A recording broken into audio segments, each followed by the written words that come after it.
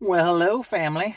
So every now and then I put a post out, just do like the Q&A, like Facebook has that built in, where I'll answer questions about, and I just do random Bible stuff. And it's those kinds of questions that people have. And um, Alejandra had a great question, and it was, what was the deal with God hardening Pharaoh's heart? Why did he do it? What was the purpose? And I'm going off the cuff here. I don't have my Bible with me. I don't, I didn't look it all up, but there's some stuff I've got, stored up here in the noggin. And, one important thing to note, and again, this is going off memory, so I could be a little off, but the process of Pharaoh's heart hardening, God declares to Moses there at the burning bush that he will harden his heart. So that's going to be something God will do in the future. And yet, after that, 7 times, I believe, we see Pharaoh harden his own heart prior to God ever having any type of intervention being mentioned. So Pharaoh was already hardening his own heart. It wasn't God just stepping down from heaven and saying, I'm going to harden your heart now. What was the initial request? This is something I think we all forget. We've been told this children's, kids' church story, bedtime story so many times, movies and whatnot. We forget that Moses didn't originally request for Pharaoh to let his people go. He actually he asked, could I have my people go and worship and then return? That was the original request that Moses makes to Pharaoh.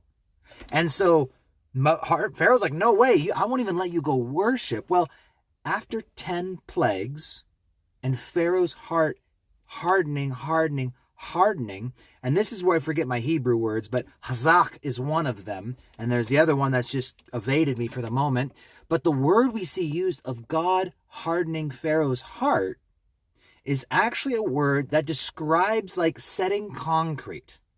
It's like when you pour it and then it starts to get hard, and then if God comes in and like turns on a heater, the concrete was poured, the die was cast, but God is going to speed up that process now. It's not so much of taking something that wasn't hard and making it hard. It's the process of speeding up something which is already hardening. God steps in and helps Pharaoh with the decision that Pharaoh had already made. Now, when Pharaoh finally lets the people go after the 10th plague, he doesn't let them go to just worship and return. Pharaoh lets them leave free. Yeah, he'll chase after them later, but at the time, he lets them go free, and he lets them carry away as many of the riches of Egypt as they could carry. So, answering the question, first clarifying, did God harden Pharaoh's heart, or how did God harden Pharaoh's heart?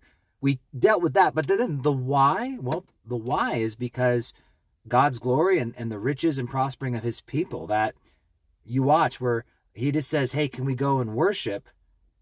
And then through that hardening process, it gets Pharaoh to the point where he says, you can leave and you can take whatever you want on the way out. So I like that question. I thought it was worth doing at least a little short video kind of explaining, why did God harden Pharaoh's heart?